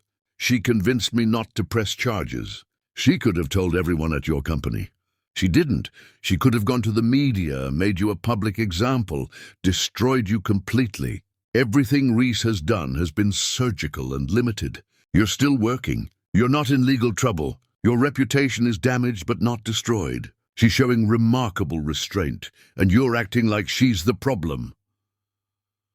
The silence that followed was crushing. Todd looked around the semicircle at his family, searching for any sympathy, any understanding. He found none. Fletcher leaned forward, his voice heavy with disappointment. Here's what's going to happen. You're going to stop playing victim. You're going to take full responsibility for what you did without qualifications or excuses. You're going to attend counseling, whether Reese wants to work on the marriage or not, because you clearly need to figure out why you sabotaged your own life. And you're going to accept that this family supports Reese, not you. Not until you prove you understand the gravity of what you've done. You're choosing her over me. Your own son? Todd's voice broke. We're choosing decency over enabling, Diane said firmly, though her eyes were wet. You're still our son. We love you, but you're wrong. And we won't pretend otherwise just to make you comfortable. But then Bryn added something that hit differently. Though, honestly, God, I'm struggling to reconcile the brother I thought I knew with the man who'd do this. I keep asking myself if I ever really knew you at all, or if you were always capable of this and just never showed it before." The intervention lasted another hour. Each family member outlined their disappointment, their conditions for moving forward, their unwillingness to protect him from consequences he'd earned. But Todd noticed something. Despite their unified front, there were cracks. Fletcher's anger seemed to be wavering as the intervention went on, his voice getting quieter. Diane kept crying, clearly torn between supporting Reese and grieving for her son. Even Kyle's righteous fury felt like it was costing him something, like he hated having to be this person to his brother. By the time Todd left, he felt more alone than he'd ever been in his life. But he also felt something else, a small, bitter understanding that even his family's condemnation wasn't absolute. They loved him. That complicated everything. He drove to the house he still technically shared with Reese, finding her in the kitchen, preparing dinner like it was a normal evening. The domesticity felt surreal after the emotional devastation of the past hours. "My family had an intervention," he said quietly, leaning against the doorway. "I know. Kyle told me." Reese continued, chopping vegetables with methodical precision. "They all took your side. Said I was wrong, that I need to face consequences, that I betrayed you in the worst way possible." Todd's voice was hollow. "My own family chose you over me. It's not about sides, Todd. It's about right and wrong. You did something wrong." They're acknowledging that reality. But her voice was softer than it had been in days, almost tired. Todd sank into a chair at the kitchen table, finally allowing exhaustion and genuine emotion to show. No more defensiveness, no more trying to manage how he looked. "I'm sorry, I mean it. Not because I got caught, but because I genuinely never wanted to hurt you. I know that sounds like every cheater's excuse, but it's true. I don't know why I did this. I had everything, and I risked it for something that meant nothing." Reese set down her knife and turned to face him, really looking at him for the first time in weeks. She saw the man she'd married somewhere underneath the betrayal and lies, and it hurt to see him like this. Broken. Real. "Do you know why it meant nothing?" she asked quietly. "Because Simone wasn't the point. The affair wasn't about her. It was about you feeling entitled to more. More attention, more excitement, more validation. You never stopped to consider what I might need or want. You just took what you wanted and assumed I'd never notice or never care enough to leave." "You're right. Of course I'm right." Her tone wasn't cruel, just matter of fact. "But being right doesn't fix anything. And your apology, as sincere as it might be right now, doesn't undo months of lies. It doesn't restore trust. It doesn't make me feel safe with you again. Then what do I do? How do I fix this? Tell me and I'll do it." Reese looked at him for a long moment, seeing the genuine desperation in his face. "You can't fix this, Todd. You can only live with what you broke and hope that eventually you understand why you broke it. And even then, understanding doesn't repair. It just means you won't make the same mistake with the next person. There won't be a next person. I only want you. You had me. You threw me away for something easy and exciting. Now you have to live with that choice."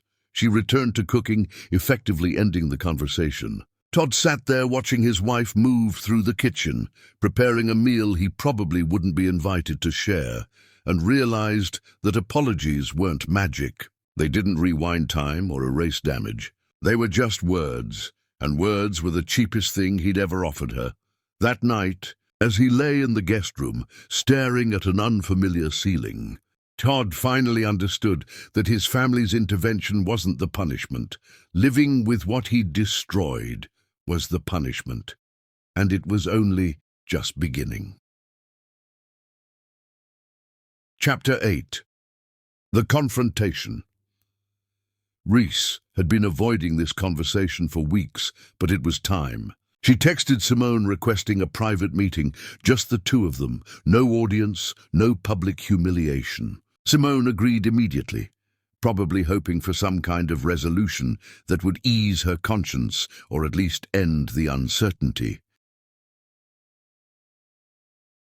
They met at Simone's studio after hours, empty except for the two women and their shared history. Reese arrived first, looking at the creative work displayed on the walls, evidence of the talent she genuinely always admired.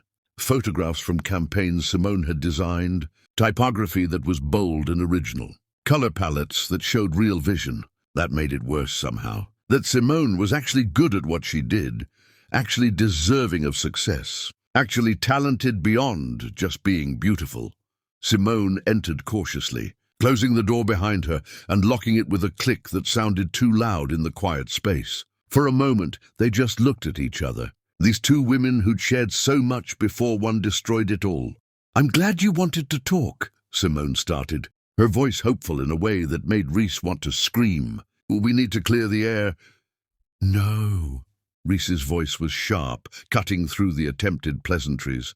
"You don't get to frame this conversation. I talk, you listen. Then you can respond if I decide I want to hear it." Simone nodded, something like relief in her expression. Maybe she wanted to be told what to do, absolved of the responsibility of explaining herself. Maybe she thought being passive would make this easier. "I need to know why," Reese said, and her voice broke slightly on the question. "Not why, Todd. Men cheat for boring, predictable reasons. Ego, opportunity, entitlement. But why you? Why my husband? Out of every man in this city, out of all the single men you could have chosen, why did you choose the one person guaranteed to destroy me?" "It wasn't about you," Simone started, but Reese cut her off with a harsh laugh. "Everything about this was about me." Reese's control fractured, her voice rising. "You knew him because of me. You had access to him because I trusted you in my home, at my table, in my life. You watched me cook dinner for both of you, knowing you were sleeping with my husband. You looked me in the eye and asked about our marriage, about whether we were happy, whether we were trying for kids. You asked me these things while actively destroying any chance we had. So don't tell me this wasn't about me." Simone's eyes filled with tears, her carefully maintained composure cracking. "I never wanted to hurt you. I swear I didn't. It just happened. We connected, and I was lonely." "I don't care that you were lonely." Reese's voice rose to something close to a shout. "Everyone is lonely sometimes. I was lonely too. Lonely in my own marriage, wondering why my husband seemed so distant. But I didn't sleep with your boyfriend or husband or someone you trusted. I didn't betray you because my own life felt empty. Loneliness doesn't give you permission to ruin other people's lives because you're uncomfortable in your own. You don't understand what it was like." "Then explain it to me," Reese demanded, stepping closer. "Make me understand how our friendship meant so little that 7 months of sneaking around felt justified. Make me understand how you could sit at my table eating food I cooked and accept compliments and talk about old times while planning your next hotel meeting with my husband. Explain it, Simone. I'm listening." Simone was crying openly now, mascara running down her face. "Todd said your marriage was already failing. He said you'd grown apart, that you barely talked anymore, that it was essentially over except for the paperwork. He made it sound like he was already emotionally divorced and just hadn't made it official yet." "And you believed him?" Reese's voice was incredulous. "You've known me for 15 years. You've seen my marriage up close. You knew we were trying for a baby. You knew I loved him. And you believed his story that we were done because it was convenient to believe. Because it made you feel better about what you were doing." "I wanted to believe him," Simone admitted, her voice small. "Because if I believed him, then I wasn't the villain. I was just someone helping him transition out of something that was already broken. I could tell myself I wasn't destroying anything, just being there for someone who needed me." "You were lying to yourself."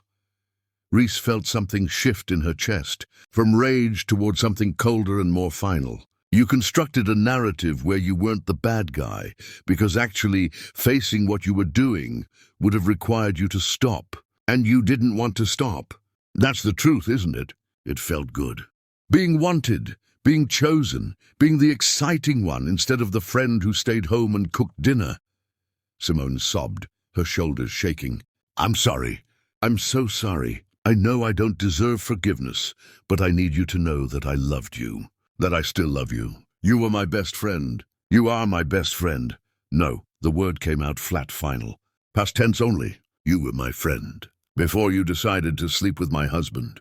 Before you prioritized your ego and loneliness over 15 years of friendship. Before you proved that all of it, every late-night conversation, every shared secret, every promise to always support each other, was conditional. Conditional on you getting what you wanted. That's not fair. Fair? Reese's voice rose again, emotion flooding back. You want to talk about fair? You sat next to me at my wedding and cried happy tears when I married Todd. You told me you were so happy I'd found someone who really saw me. You said he was perfect for me. You said you'd always protect our friendship no matter what. Do you remember saying that, Simone? At my wedding reception, drunk on champagne, you grabbed my hands and promised you'd always protect our friendship. And then you fucked my husband, repeatedly, for 7 months. So don't talk to me about what's fair. The rawness of the language shocked them both. Reese never cursed, but the word felt necessary, felt like the only language adequate for what had happened. I never meant for it to go on so long, Simone said weakly. It was supposed to be just once, just a mistake we'd regret and never repeat. But it felt too good to stop, Reese finished. Yeah, I figured. That's the thing about betrayal, isn't it? It's so much easier the second time. And the third, and by the 7th month it probably felt normal. Maybe you even convinced yourself you deserved this, deserved him, deserved to be happy, even if it was at my expense. Simone was sobbing now, full heaving breaths that shook her whole body. What do you want from me? You want me to say I'm a terrible person? Fine, I am. I'm selfish and weak, and I destroyed the best friendship I ever had for something that meant nothing. Is that what you need to hear? No, Reese said quietly, and the anger had drained out of her voice, leaving only exhaustion and grief. What I needed was for you to be the friend I thought you were, to care about me enough not to do this in the first place. But I don't get what I need, do I? I just get to live with what you chose. I loved you. Simone's voice was barely a whisper. Then you have a very broken definition of love. Reese walked toward the door, then stopped with her hand on the knob. Do you know what the worst part is? It's not even the affair. Affairs happen. People make terrible choices. People get lonely and weak and do things they regret. But you were at my wedding, Simone. You stood next to me and celebrated us. You held my hand when I had that miscarriage last year and told me it would be okay, that I'd have a family someday. You ate at my table and laughed in my home and acted like you gave a damn about my happiness. And all of it was a lie. Or it became a lie. I don't know which is worse. That's what I can't forgive. Not the sex. The friendship that was fake enough that you could do this and still sleep at night. Simone was sobbing now, her face in her hands. It wasn't fake. I did care. I do care. I loved you and I betrayed you and I have to live with that and I don't know how. Not enough. Not even close to enough. Reese opened the door, letting in cool air from the hallway. I hope Todd was worth it. I hope those 7 months of hiding and lying and destroying someone who loved you felt good enough to justify what you've lost. Because you didn't just lose me. You lost the person you thought you were. The person I thought you were. And that's something you'll have to live with long after this affair is forgotten. She walked out, leaving Simone sitting on the floor of her studio, crying into her hands. Reese made it to her car before her own tears started. Not crying for Todd or the marriage, but for the friendship she'd thought was real. For the person she'd believed Simone was. For the loss of something that had apparently never existed the way she'd believed it did. She sat in the parking lot until the crying stopped, until she'd wrung every tear out of her system. Then she dried her face, fixed her makeup and drove away from Simone Ashford's life forever.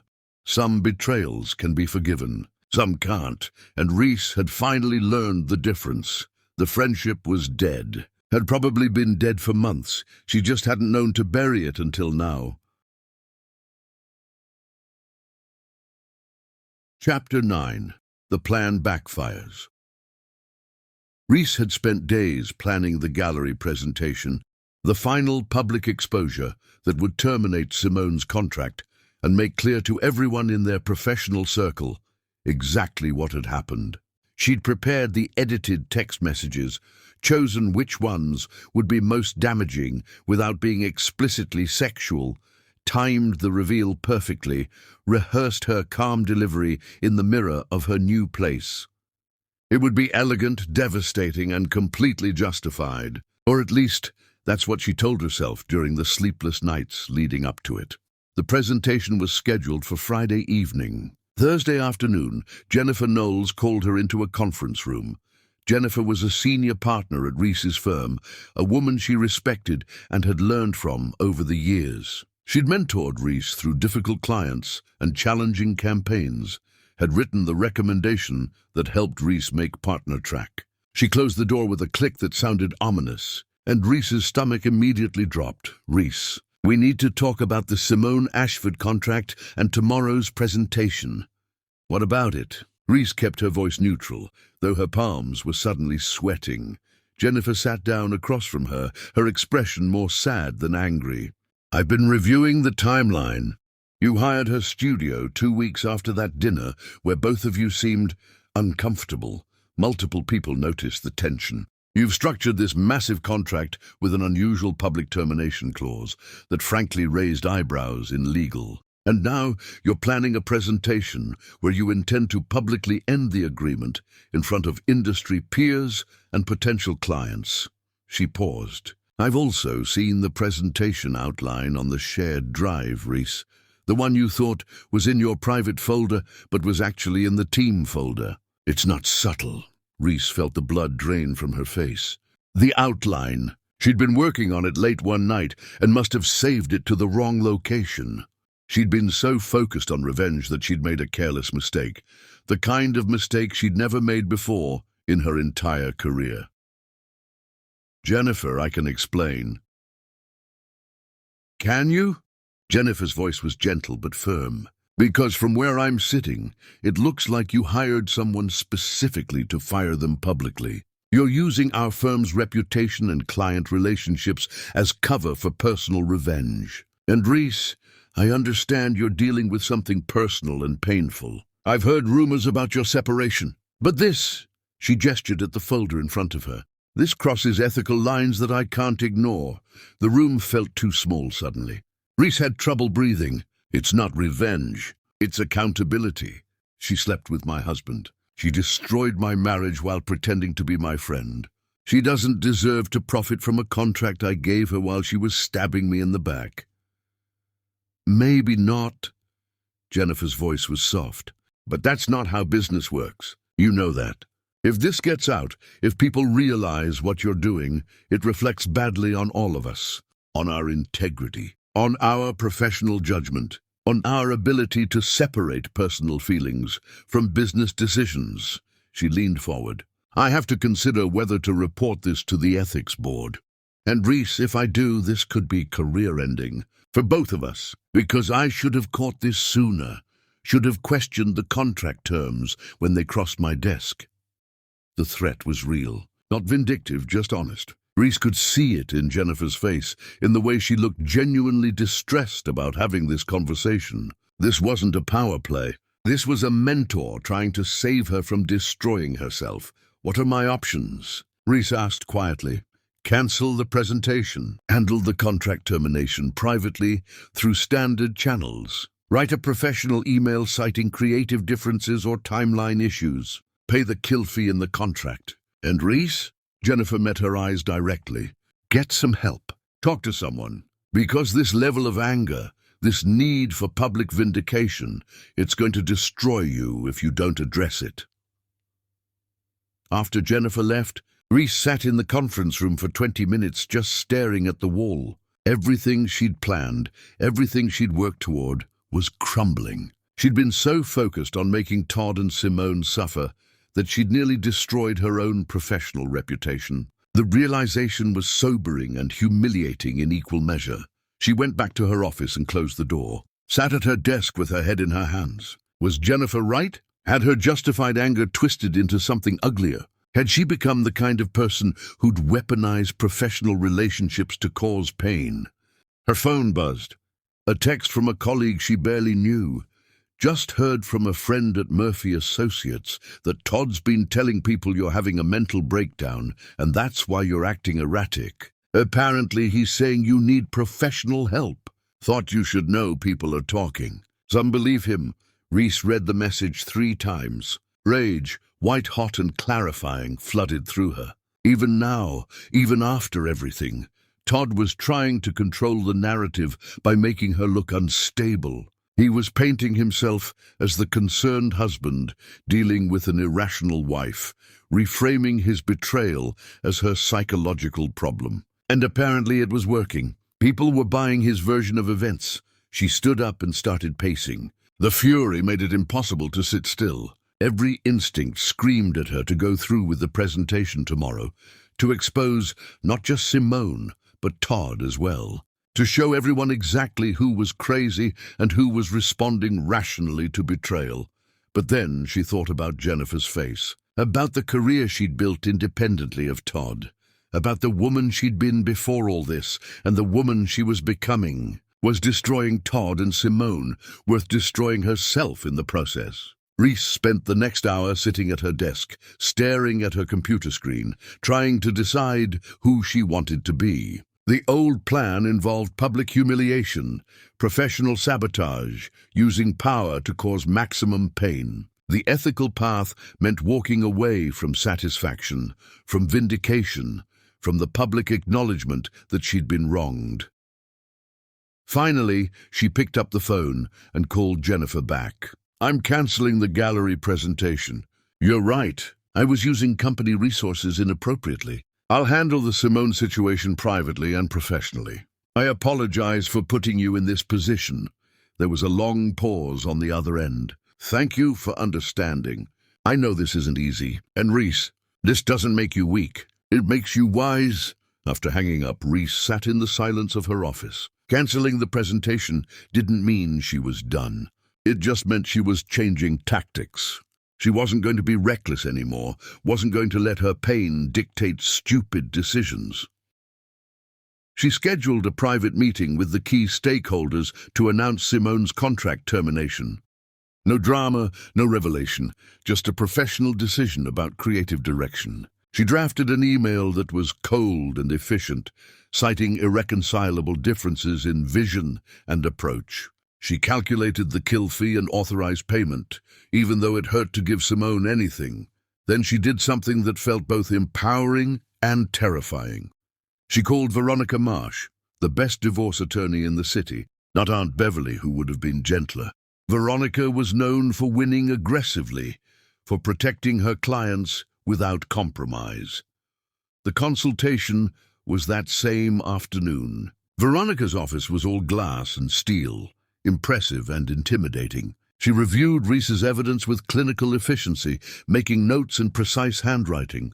"You have a strong case. Adultery, expense fraud, and now this campaign to damage your reputation by claiming you're mentally unstable. We can file for fault-based divorce. The settlement will be very favorable. How long? Depends on whether he fights. But given the evidence and his current vulnerability, I'd estimate he'll settle. 3 to 6 months. Reese filed the papers that afternoon. She requested they be served at Todd's office the next day during business hours by a professional process server. Not out of cruelty, but because she wanted him to understand that his attempts to paint her as unstable had failed. That she was clear-headed enough to navigate divorce proceedings with precision.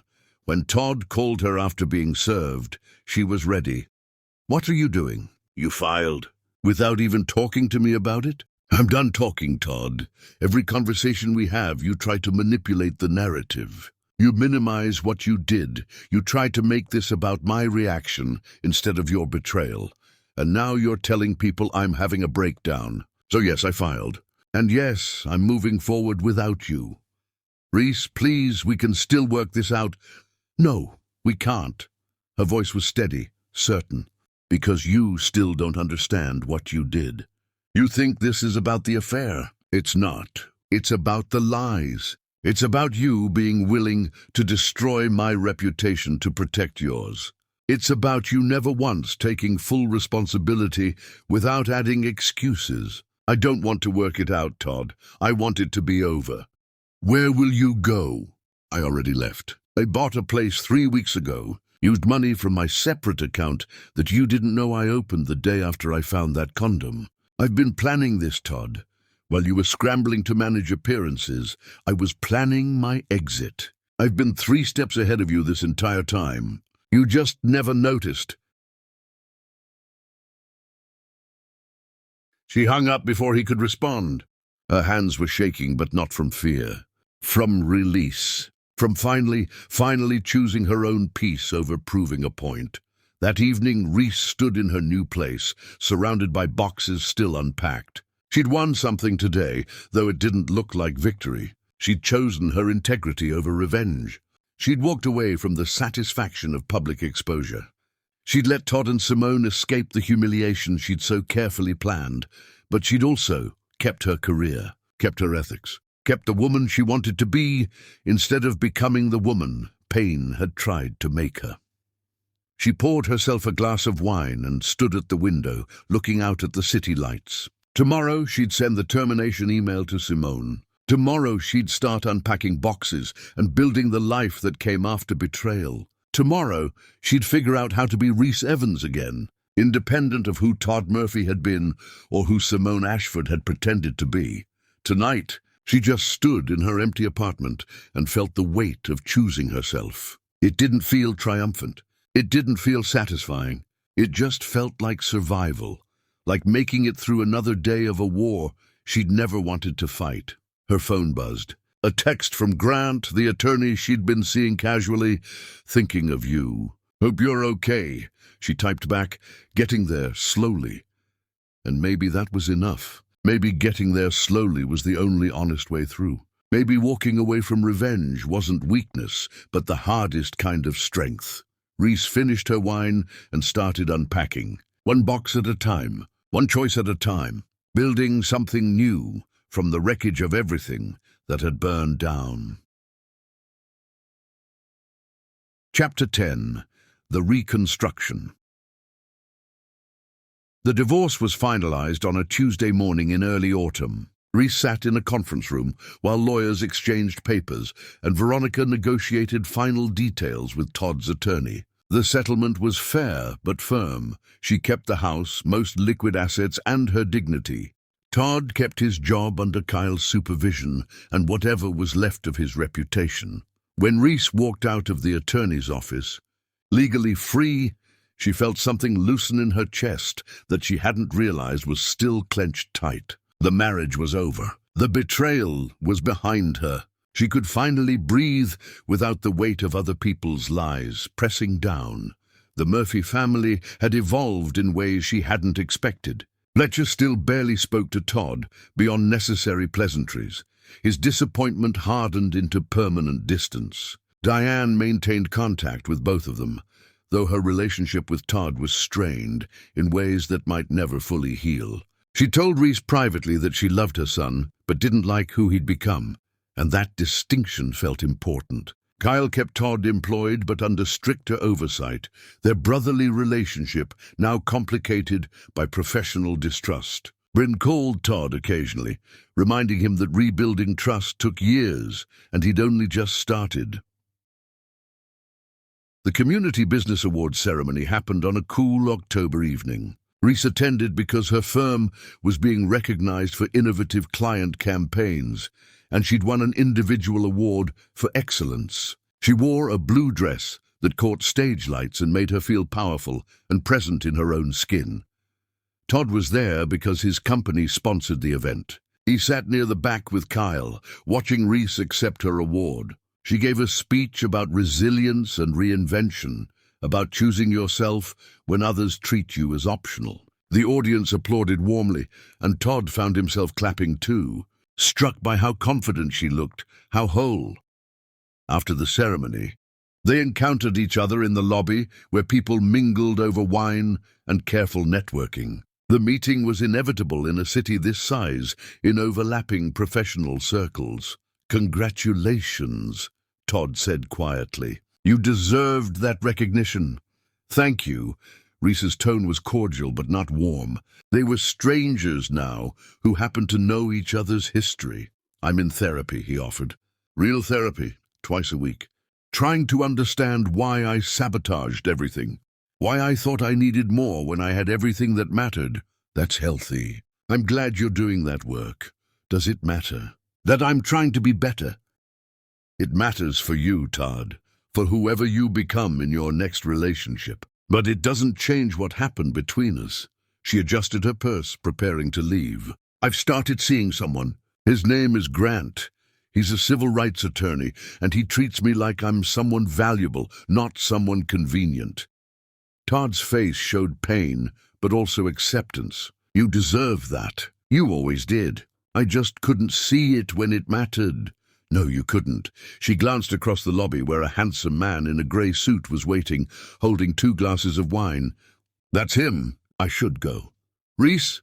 Todd's voice stopped her. I really am sorry, not for getting caught, for hurting you, for being too weak to either fix our marriage honestly or end it honorably. She looked at him, this man who'd once been her husband. I accept your apology, but sorry doesn't rebuild what's destroyed. It just acknowledges the wreckage.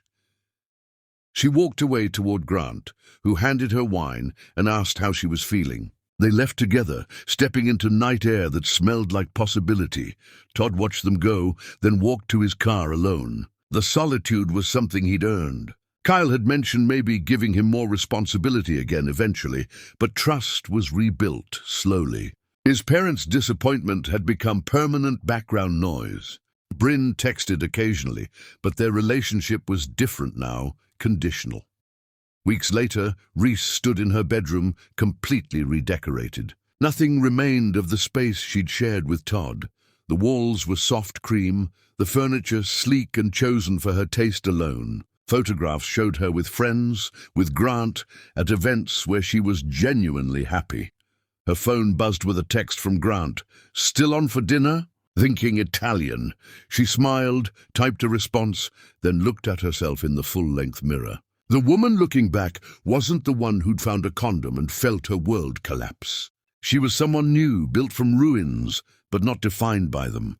Some women crumble when betrayed. Others become architects, carefully demolishing false foundations and building something authentic. Reese had been both. The crumbling had been necessary, but the rebuilding was where her power lived.